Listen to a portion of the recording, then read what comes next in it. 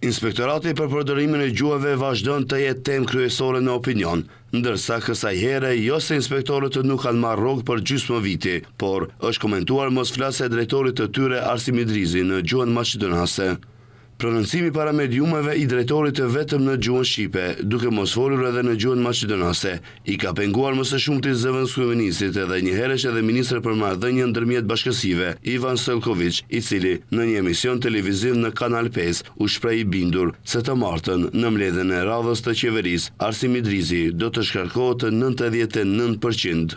Ndërkaq, në lidhje me këtë rast, kryeministri Christian Mickoski është treguar më i butë, ai e ka dhënë edhe një shans Idrizit me kusht se nëse e përsëritet edhe një herë të njëjtin veprim, do ta shkarkojë. Nëse mendoni konkretisht për momentin kur ai në kuvend nuk ka folur në gjuhë maqedonase, unë kam biseduar me të dhe nuk pres që të përsëritet, por nëse përsëritet, ai do të shkarkohet. Deklaratën e Stojkovićit e ka komentuar edhe njëri ndër krerët e Vlenit Bilal Kasami, i cili vlerëson se është deklaratë e përshpejtuar. Kasami tha se propozimet për shkarkime i bëjnë po të njëjtat parti që propozojnë edhe emërimet. Emërtimet e funksionarëve bën me propozimet të partive të cilat i emërojnë dhe është marrëveshje e koalicionit. Mendoj se është ndoshta një deklaratë e përshpejtuar, sigurisht që gjithë procesi i bashkëqeverisjes është në bazë të marrëveshjes për bashkëqeverisje të partnerëve të koalicionit.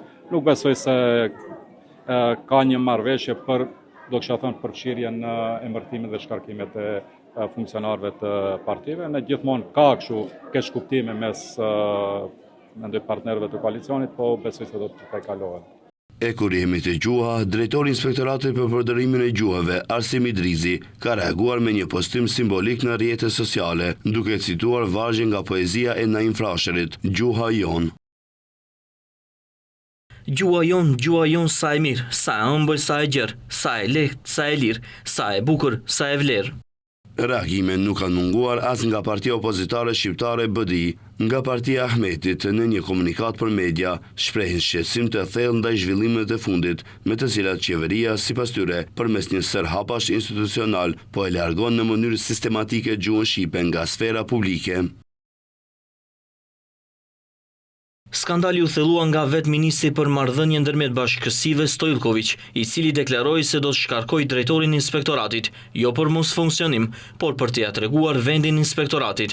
Kjo deklaratë është shfaqje drejt për drejt e presionit institucional dhe poshtërimit ndaj përdorimit zyrtar të gjuhës shqipe. Se kush ka të drejtë në këtë rast, duhet shikuar se çfarë thot ligji për përdorimin e gjuhëve.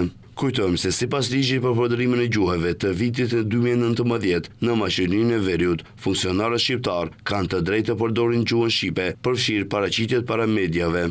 Ky ligj garanton përdorimin zyrtar të gjuhës shqipe si gjuhë e dytë zyrtare, krahas maqedonishtës në nivel qendror dhe lokal. Konkretisht, neni 3 i ligjit parashikon se përdorimi zyrtar i gjuhës shqipe lejohet në të gjitha institucionet shtetërore dhe paraqitjet publike të zyrtarëve shqiptar. Pra, drejtori i Inspektoratit për përdorimin e gjuhëve Arsim Idrizi ka të drejtë të flasë para mediave në gjuhën shqipe, edhe pse mund të ketë detyrim për të siguruar përkthimin në gjuhën maqedonase, për ta bërë të kuptueshme për publikun më të gjerë. Kjo praktik zakonisht respektohet për të siguruar transparencë dhe për të shmangur keq kuptime të ndërkomunitare.